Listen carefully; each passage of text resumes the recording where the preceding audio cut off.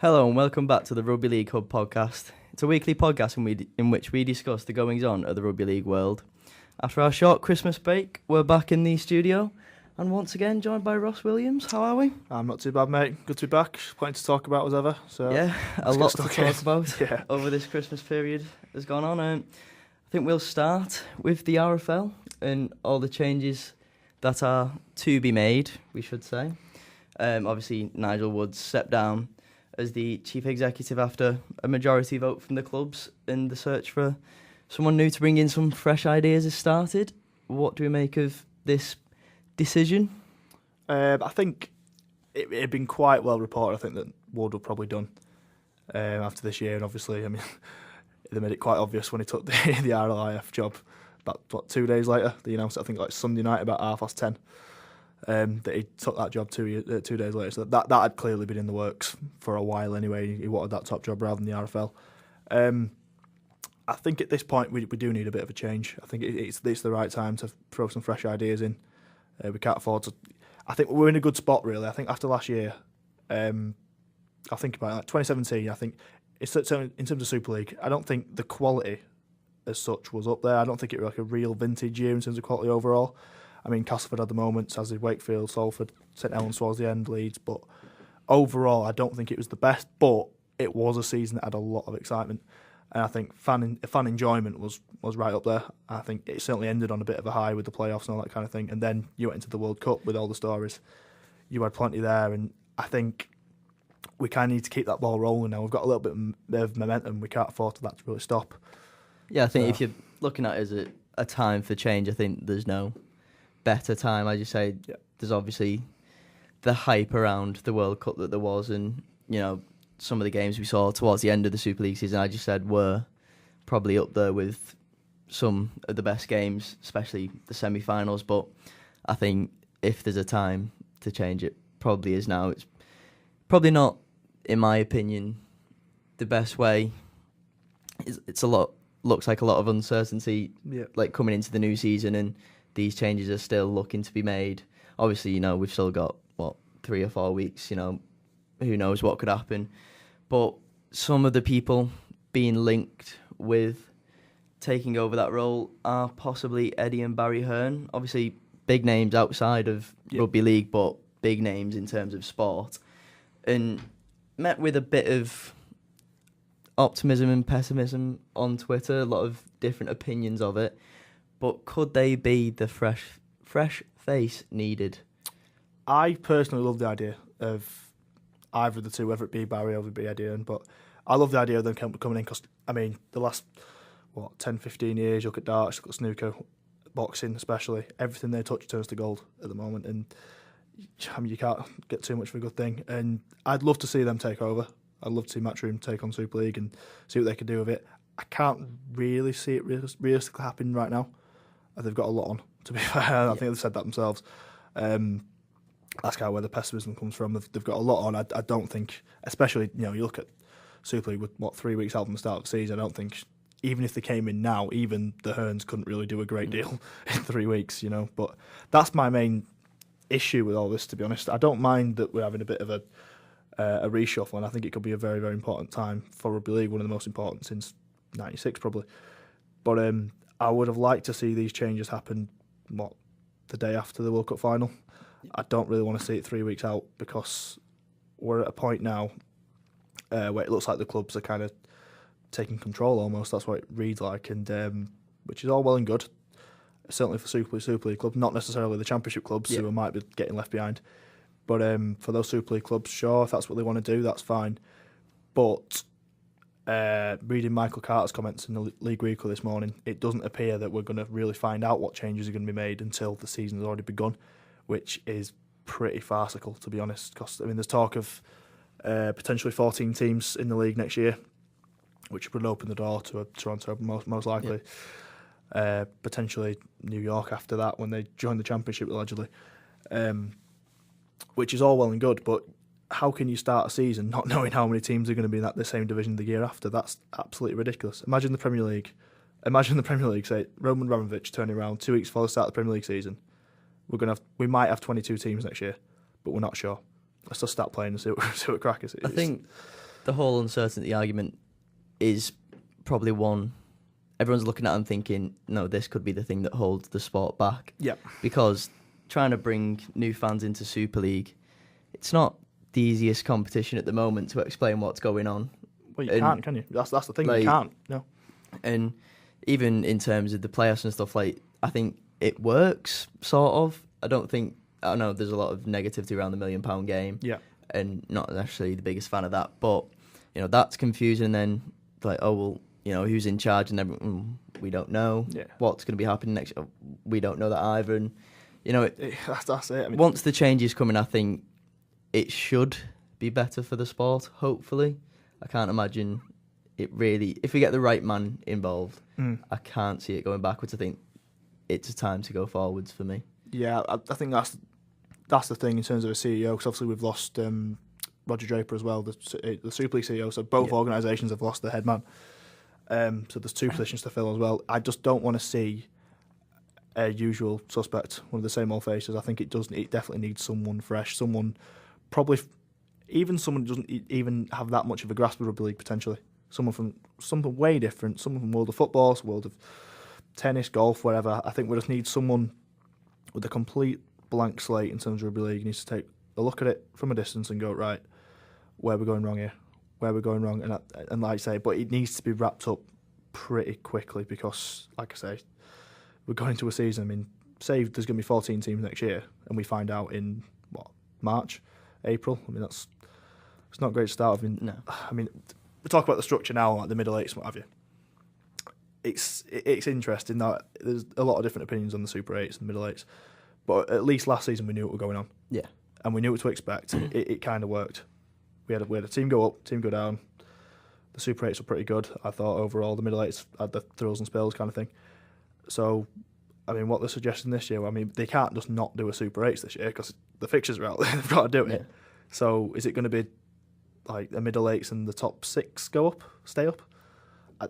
We just need that clarity. We need to know what's going on. Yeah, and for the clubs involved, like, you think, obviously no club wants to say they're involved, but, like, they need to know this for their own future as well, because it's a dangerous game if clubs are thinking, oh, well, it's going to be this setup, and then, so we can't do this, we can't do that, we can't do this, and then they go, well, it's all changed, so, we could have made changes around the team. And the clubs need to know, the fans need to know, bought season tickets already, what they're going to be watching, what they're going to be getting in that booklet, you know what I mean? And the players themselves, I mean, we've talked about the £1 million game before, and like, the players that lose jobs when they lose that game. I mean, it's their livelihoods on the line, and they don't know necessarily what's going to happen next year. Yeah. Whether they're going to, it's just not good. It's not a good look. I don't like to be negative, but it's not a good look. It needs sorting. It's not a good look, but it is something that should hopefully be sorted. Hopefully, yeah. I won't be optimistic about that. Hopefully, this is the start of something. But it's all this. As I say, it's the time to launch itself really. And to get that identity in the public eye, and Draper stepping down as the commercial officer, it opens up the door, as you said, for that role, for someone to come in and push the boat out more. And I'd say the Betfred sponsorship of the top 3 leagues kind of does that, because it's that is a big positive. That is a big positive that came out of this week. I think a lot of seeing a few people saying we don't want the whole betting companies and then. Company, I don't know, cash converters at St Helens was met with a lot of stick, and it's sort of, people saying, oh, we don't want these sponsorships, but the sport needs them in a way, and the Betfred one is absolutely huge, and the sport needs money. I think people need to understand that the sport needs money. Yeah. And at the end of the day, it comes from anywhere. Exactly. And I did see a little bit about Betfred this week, a few little comments about betting companies now got the monopoly, because they do. They've got Super League, Championship League 1, and also Ladbrokes have the Challenge Cup as well. And I understand that, but no one said anything about Kingston Press, an alcohol company, a cider company, sponsoring the Championship the last 3 or 4 years. So I don't see it's a step sideways perhaps, but it's not a step up or down. Well, it's a step up because by all accounts, Betfred are actually paying more than Kingston Press did. So I can only see it as positive for me. Yeah, for me, I think. We're not in a position where we can pick and choose between sponsors of that stature, really. If we was a Premier League who could be like, oh, well, you want to sponsor us, we've got all these teams that are global brands, Super League isn't a patch on the Premier League. No. So I think if someone comes to us and says, right, we'll give you more money than these, take it or leave it, we're always going to take it. The Betfair one is a win-win for me because, one, like I say, it's more money than Kings of Press are offering. And frankly, it looks like there's going to be no sponsorship at all this year, which would have been a little bit shameful again. And the other thing with Betfred as well is they have a massive presence online across social media and things like that, and they were very, very good. They didn't have to be necessarily, but with Super League last year, I thought they were very, very good across Twitter, Facebook, all the platforms. Did a lot to raise the awareness of the game, and I think if they can, obviously they're not going to put the same time and effort into Championship League One as they are going to Super League, but even just something, because the lower leagues, we both know, the lower leagues get nothing, do they? Like, you think about it, even like one or two mentions across the season, highlights of a game online or something like that, just clips of... It's something. It's something online, giving it a presence, and, if one or two people start picking up on that, and then it's that snowball domino effect sort of thing, that's how it gets out there. Of course it is. I mean, hopefully I wouldn't, it will. I wouldn't know how many Twitter followers Betfred have. We're talking hundreds of thousands. Yeah. If you pick up maybe 5,000 new fans over the year, it's well worth it. Yeah. 1,000 new fans, it doesn't matter. It's well, even if they're just going to watch on Sky and not necessarily go to a game, it's something. Yeah. It's something. So, as much as... It's a week of positive and negatives, isn't it? I think they've kind of outweighed each other a little bit and need a little bit of certainty around. But, the Betfred things, I like that. I think overall what we're trying to say is all the changes can be good. Potentially. Just at the moment, with all the uncertainty, it needs to be sorted for everyone to have a proper idea of what's going on. Yes, exactly. So we'll move on now to the previews of the Super League teams. We'll be covering all the Super League teams across the next 3 and 4 weeks. But we'll start this week with the Catalan Dragons. Obviously not the best season for them. You can say it last year.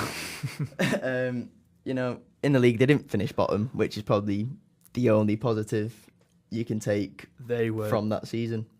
They were terrible at certain points last year. They really were quite poor. They need a big boost this year, don't they? They need a big boost. If you look at who they've brought in, you're talking David Mead and Mickey Mack, the two huge signings, and it's vital they perform for me. 100%. Both had decent World Cups as well, which is so both should be high in confidence. David Mead, was massive for PNG. Mickey Mack's a strange. I mean, it kind of came out of left field a little bit. Yeah. And you read a few reports about it. It looked a little bit strange the way he left Wigan. Like, was it mutual? Was it not? Was it pushed out? There's a little. So there is a chance as well. McIlroy, everyone knows he's a great hooker, one of the best hookers in Super League, and I think this year as well, he might have a little bit of a chip on his shoulder as well. Because there was a few whispers that he's been kind of pushed out at Wigan. So, and I think if he was pushed out, I think that's a massive plus for Catalans, to be honest. Oh yeah, that's what I'm saying. If a player is pushed out from a club, he's sat there thinking, you know what, I need to show them what I think, and I just think he's got the experience. They've both got the experience, and that's what this Catalans side probably needs to lift them from the bottom half to, everyone's pushing for that top 8. Yep. Whether they can get there, is it realistic? I think it's possible. I think it's certainly possible. I think the main thing is going to be, and I mean, they're going to have to sort out the pivots, aren't they? Because obviously Thomas Bosk has retired, and obviously Richie Miles now at Leeds. To be honest, Richie Miles is a strange one, I think. I mean, we'll talk about him more probably next week when we talk about Leeds, but how he's going to fit in there. I think the last couple of years at Catalans, he's kind of coasted a little bit for me. He's not really got to the heights where he should have.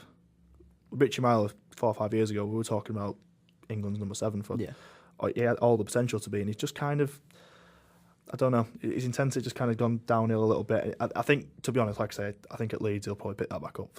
I just think he will. But and you look at Thomas Bosk, he's been there since the start. I think he's pretty much Super League. Pretty much, kind of the heartbeat of that team. So it's just going to be about replacing those two guys and getting a bit of creativity back in that team.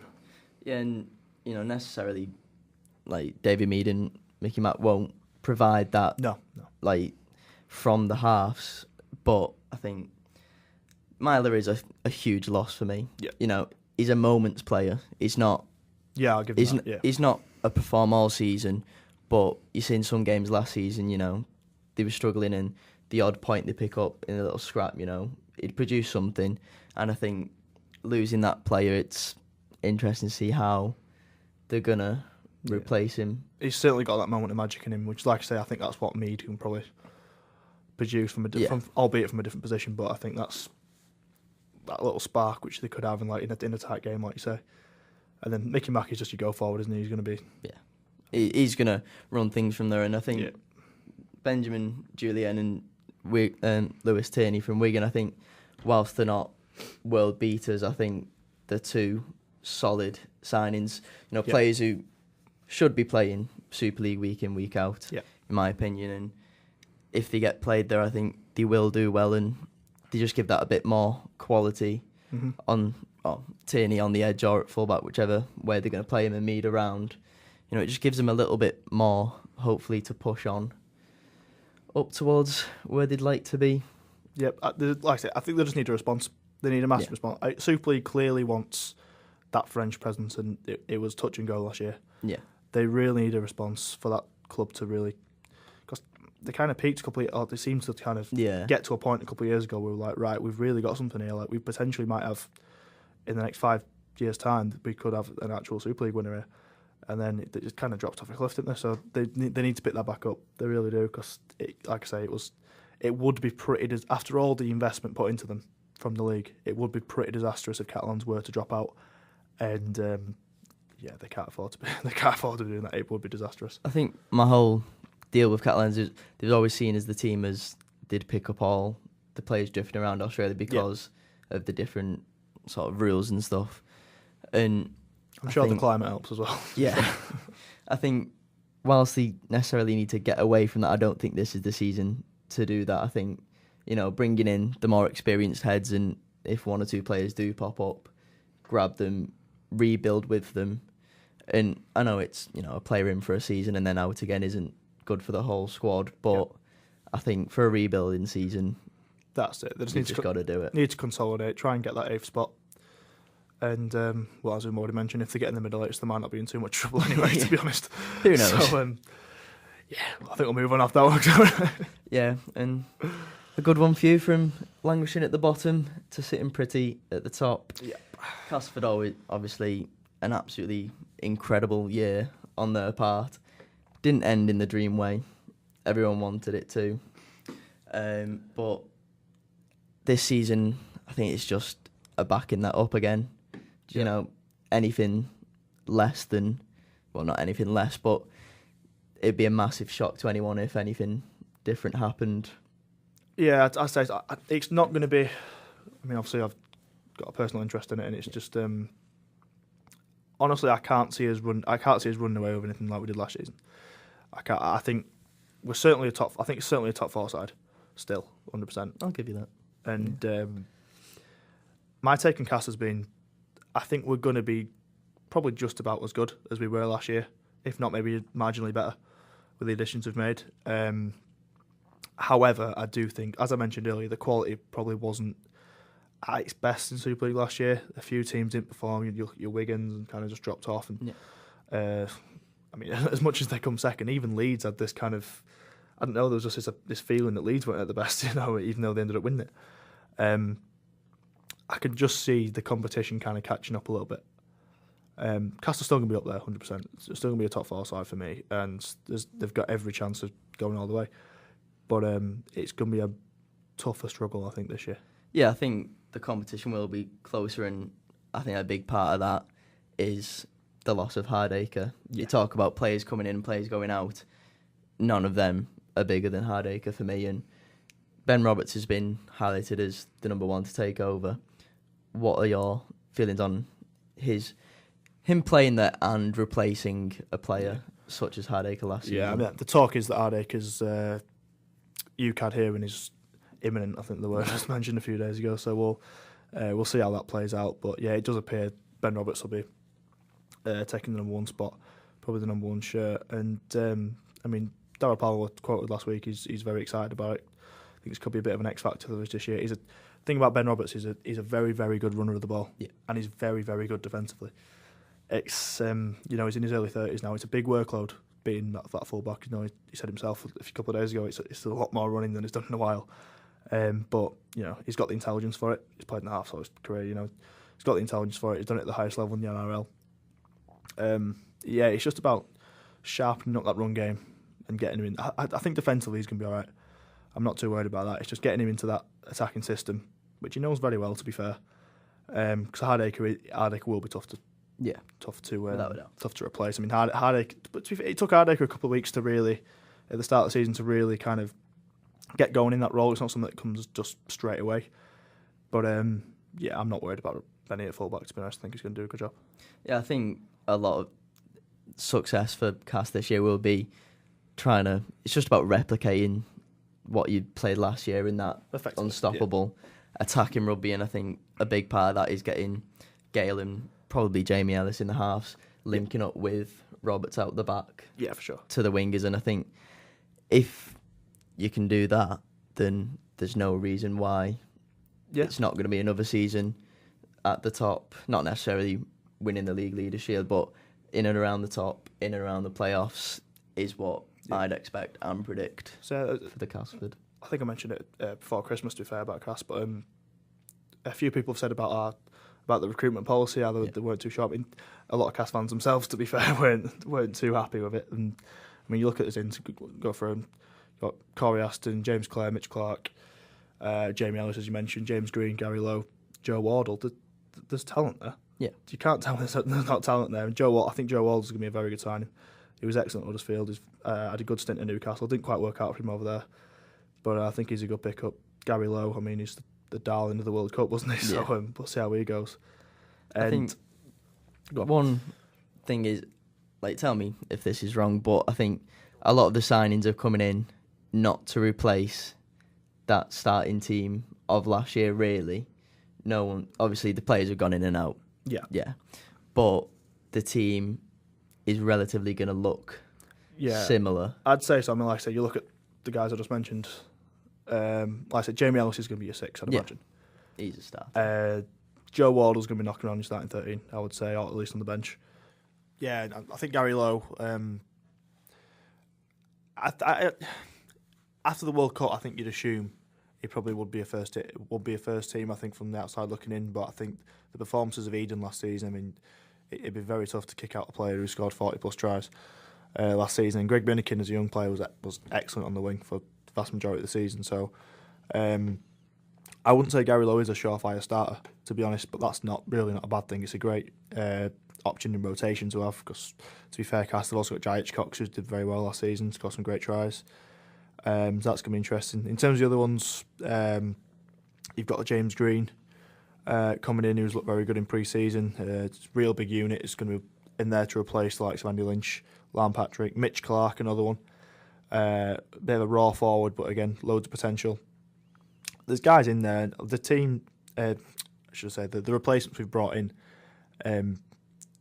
like I say, when we're not replacing the starting 13, but there's no reason to replace the starting 13 because the starting 30 from last season is practically already there and under contract.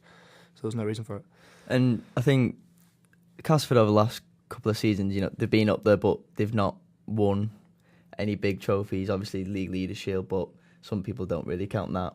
And I think squad depth is something you probably needed to add a bit more to in terms of going through the season and having a long cup campaign and a Super League campaign. It just allows that bit more freedom to have a quality side out most weeks, and I think a lot of these signings are to add to that and hopefully grab some silverware. Yeah, I think 100%. If you look at leagues gone by, it's not the best team that wins the league and wins the cup. It's the best squad generally. Leeds have done that over many, many years. It's not necessarily your best 17. It might be your best 25. So yeah, that's something that I think we've worked hard to work on, and overall I'm pretty happy with it. Yeah, as you say, it's not building again for Casford. I don't think like many or a few teams in the league specifically are. I think it's just a case of keeping the motor going and looking for another season the same. That's it. Just carrying on. But one team that could need a bit of a revamp.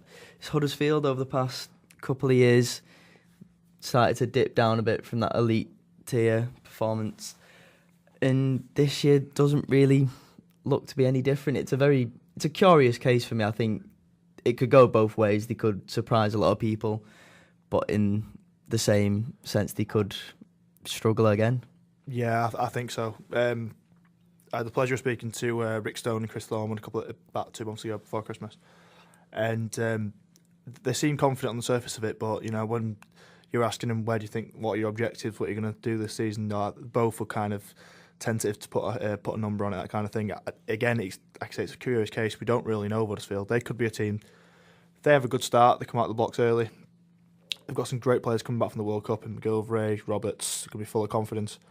If they can put a few wins together early doors, then they could be a team that does plough on. But on the flip side, there's no guarantees that can happen. And if they start with a bit of a slump, then it's going to be tough for them to get out of it, I think confidence is a big thing for the Huddersfield side. Obviously, we don't know, looking outside in, what the feeling in the camp is really.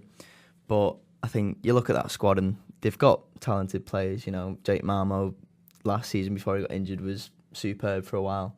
And you got Cudjoe, who just made his testimonial, McGilvray that you mentioned, Danny Brough, and there's players there that on the day and working as a team, there's no reason why they shouldn't be at the top and challenging for trophies. But I think, as you said, if you have a slow start and the confidence isn't there, I think there's no one really to inject a bit. None of the new signings for me are going to be game changers.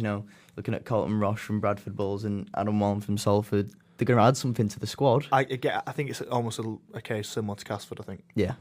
They're probably, Adam Wallen and Roche, like you say, it's probably two good squad players there, but we're talking fringe players. We're not talking necessarily players that are going to be putting wins on the board, when things are tight, you know what I mean? And I think with Huddersfield, like I said, it wasn't, 4 years ago we were talking league leaders and one of the top sides. You looked at Huddersfield before I started the season, you're thinking, that's a top 4 side. The big names then are the big names now in that team. It just has to show the turnover has been, 2 or 3 players in and out. It seems to have been the same quite often for them, which is strange compared to other teams. They just don't have much of a turnover at all, so it's the same players as 4 years ago, but they might not necessarily be as good as 4 years ago or have the same impact. And I think another point on that, it's the same players, but it's a different coach. Yes. And what worked under Anderson for 2 or 3 years before he went isn't necessarily going to work under Stone, and you've got to think, is there something more going on there that he's not bringing in the players? It's all ifs and buts, we can just guess, but does that mean that he might think, I've come inherited a squad that is my squad, I can play with these players, they can do what I want them to do, but on the other hand, it could just be waiting to unravel and see what the season holds. Well, that's it. So you watched Huddersfield last year, and I think in patches they did look good. In patches they look very good. But you do 20-minute stints or half-an-hour stints, but I think they were just a team that kind of struggled to put a complete 80 minutes together. Which, whether that is down to coaching or purely the personnel, I don't know. But it's certainly something they've got to figure out this year. Or you don't want to say this early that a team's going to be in trouble, but you look at that bottom 4 and Huddersfield, you wouldn't imagine going to be too far above that. So no, I'm not. I don't think either of us are tipping them for bottom of the league. I think there's worse teams, probably in a bit more trouble. I think Huddersfield is just one of them. There's a bag of teams that could do anything this season.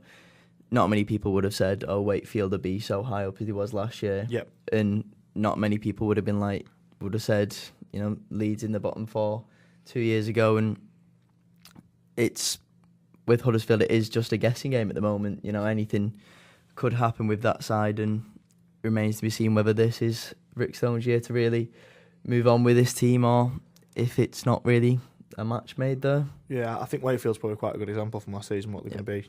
They're a team with some top players in there, I think, but generally you look at a Wakefield side now, even with their decent turnover, look at a Wakefield squad now, you think that's not too unfamiliar from what you've seen before. But the coaching from Chris Chester last year did wonders, and they had a great season. It's just whether Stone can kind of have that same impact this season, I think. Yeah, and we'll move on to Hull KR now. It's the first season back. Obviously, a big deal for Super League, in my opinion, with the Hull derby. But another one that's really up for grabs. No one can really predict what's going to happen with them. Where are your thoughts and feelings first on how the first season is going to go for Hull? I will say just straight off the bat, I think Hull KR being in Super League makes Super League stronger, 100% for a number of reasons. You like to say the whole derby, and just in terms of crowd attendances, you know, the one of the best travelling supports, and they add a great deal to the league. To be fair, Hull KR. I am a little bit disappointed with their recruitment, I would say, from the outside looking in, just because there's not been a great deal of it, to be honest. And not, however, you must say, I think in terms of teams that have come up, even if you look at the last 10 years, the few teams that have actually been promoted, they probably look in a stronger position than any of them, I would say, just from the squad they had last season anyway. Lee are probably a close second from what they did. But yes, it arguably was a Super League quite calibre side last season, but I still think they probably needed a little bit more in the off-season for me. I think it's the argument of when a team gets promoted, you know, there's always that one group of people who say, keep the same team, they know how to play with each other, add in one or two people, you know, get one or two big names in, experience, quality, but relatively keep it the same. Then there's people saying, no, revamp the whole side, get Super League quality in. And I think, for me, you need that balance between them two. You can't have one or the other. I think it's right smack bang in the middle of them two. And I think that's, I wouldn't say that's sort of what they did, because, you know, they've lost the 6 and 7 from last year, really, which is going to hinder them quite a lot, I think. But obviously, the biggest addition mentioned is on Twitter by Adam Clapham. Danny Maguire. Yeah, like I said, we're going to open the mailbag for the first time at the end of this. We will. At the end of this episode, but I'll answer one early. Adam Clapham came in with, how do we think Danny Maguire is going to cope at KR this season? And it's absolutely vital for him, isn't it? It's absolutely vital. Like I said, the loss of 6 and 7, it's never ideal in any situation. I think the loss of Jamie Ellis specifically will be a big loss to them. In goal kicking, if nothing else. I mean, it nearly broke a world record last year, didn't it, with consecutive goal kicks. So, but yeah, there's just to be Danny Maguire has got more Super League experience than just about anyone that's left. I think, you know, he's won all the trophies, done everything he can do in the game, really. But I don't know if he's had the pressure on him that he's going to have this season. It's going to be interesting how he copes with it.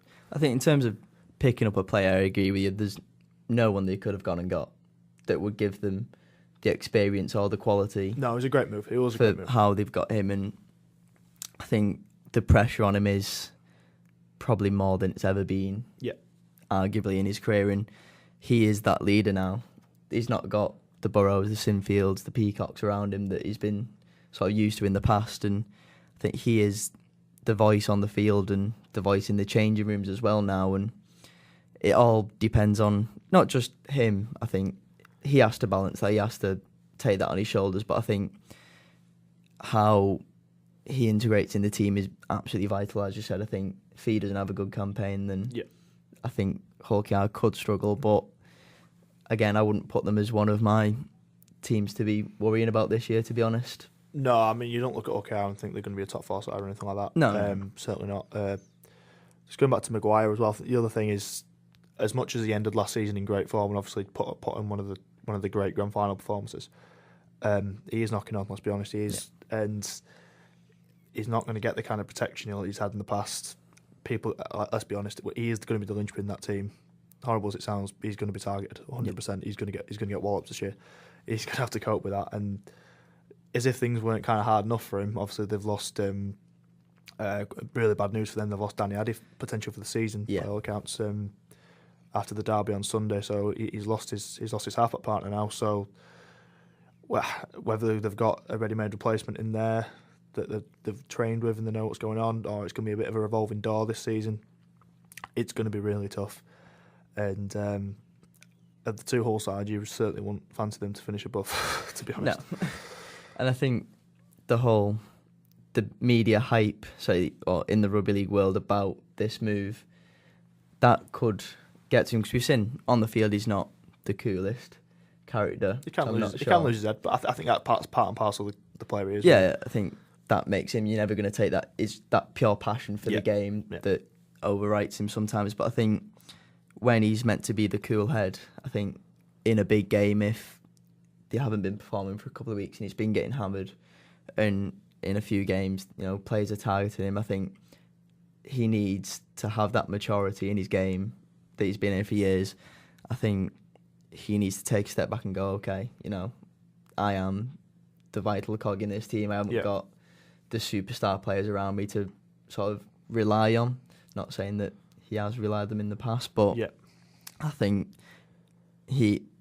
there's no one else you can look past in that side and think is going to have anywhere near as much impact as Maguire, in my eyes. But I would say the one thing that's going to play into his hands a little bit this season is he's got someone in Tim Sheens who can really help him out this season, and that he's potentially not even necessarily Maguire. It could be Sheens himself who's the X factor for KR. To be honest, he's had a little bit of a taste of Super League before in a role at Salford, but it's the first time he's been a fully fledged head coach in the league, and he's a legend, isn't he? He's a legend in the game. So, he's done absolutely everything in the game. Exactly, and like we mentioned earlier about what Chris Chester did at Wakefield. I mean, Chris Chester's, in terms of experience, he's not even on the same level as Tim Sheens, far from it. So a coaching master like him can cause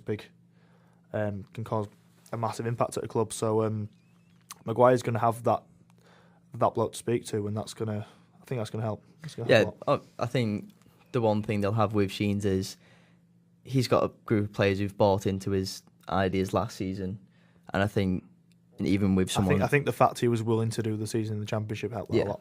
I think he got a lot of respect from the players and fans for that. He did not have to do that. No, and I think even with someone with as much experience as Maguire, will respect him and buy into it as well. And I think that's huge because it's not always the best players that have the best campaigns. If you've got a good, solid team that works well together, it's pretty hard to beat. You talk about Casford not bringing in the high-profile players, just bringing in sort of good quality players and then moving them up. And I think creating a good, solid team is a good plus for them. And I think, I don't think they'll struggle massively, but who knows? No one would have predicted the last 3 seasons of Super League. So exactly, who knows?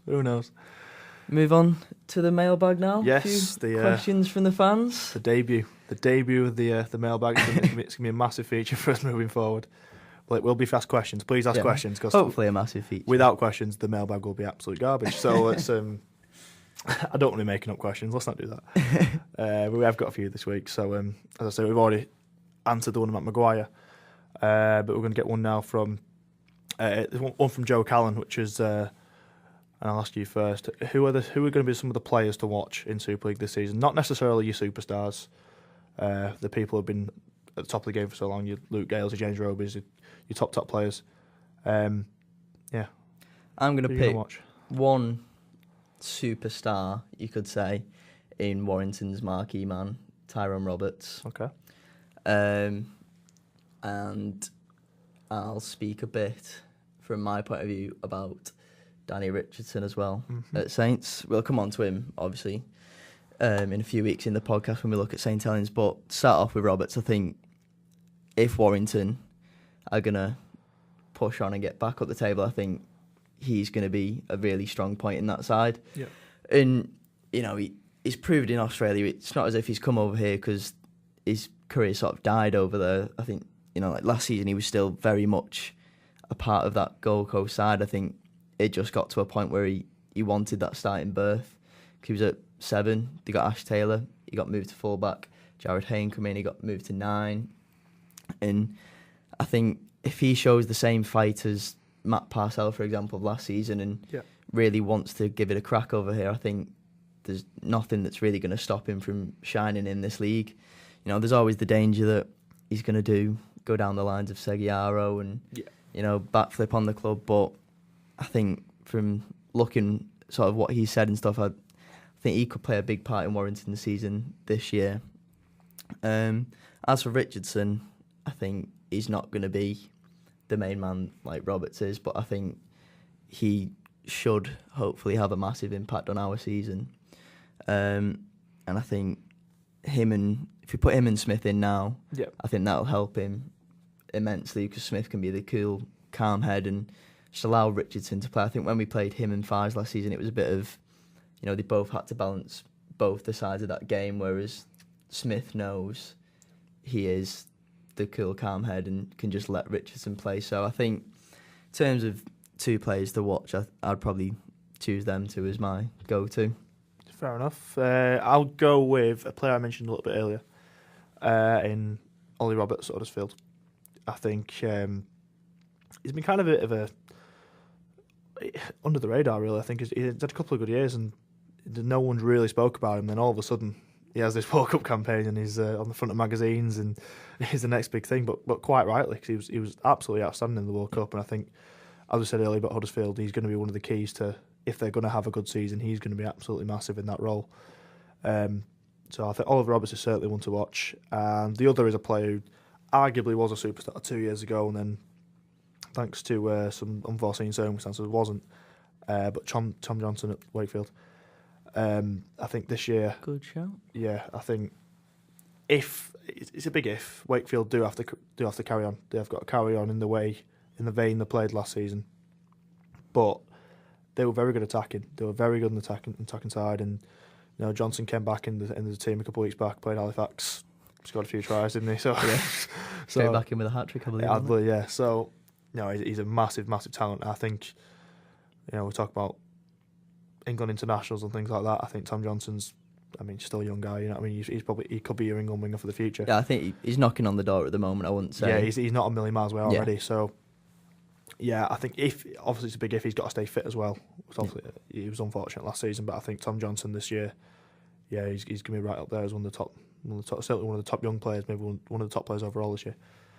Yeah, interesting to look at. So, anyway, second question.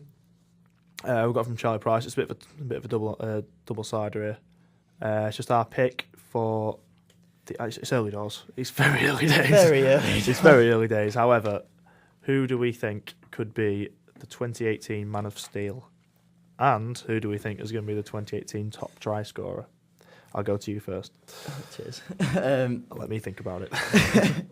Put me on the spot first. I think we'll have more of a clue in 2 or 3 weeks' time, when all the preseason games have been played. But I think for this, you're looking from someone from Cass, Saints, probably Leeds up there. If I'm biased, I'll like to put Barber up there. That's not like you to be biased. Don't do that. That's me being hopeful. Not the biggest fan of his impact last year. In fairness, I think my pick would be Barber, so I'll give it. But I'll take two, and we'll say Barber for the dream one, and think, he's going to really tear up the league this year and he's going to be brilliant. But for my realistic one, for me, I can't look past probably Gale again. Probably Eden could be up there, depending on what season he has. But I think for Man of Steel, I think if Cass produced some of the same stuff they had this year, then I think Gale's a big shout for that. And then top try scorer, there's so many. Look back over the years, and there's been players that haven't won the league or been the best side, but they've got 30 odd tries a year. So I think your likes of Eden are up there. Hopefully Regan Grace will be up there. I think top try scorer is probably the toughest one to predict for me. But I think Man of Steel, if I had to choose two now, I'm going Luke Gale and Ben Barber for me. Annoyingly, I know this is boring, but I've got the same two picks. So, I think Barber's just got that X factor, hasn't he? It's just like, hopefully. And like I say, he appears to be in better shape this season as well. So obviously, he came in late on last year and still showed that spark for a player what he is. It was exceptional in the semi-final. It really was, and both players, Gale and Barber, were both exceptional in the semi-final as it happens. But on two sides of the coin. But yeah, I think Saints are going to be a top side this season. Potentially, I would probably go out on a limb and say they're probably my favourites to win it at the moment. Just with how they ended last season. Yeah, and I think Barber's going to be a massive, massive part of that. If he could just keep his head on it, stay fit, and just play.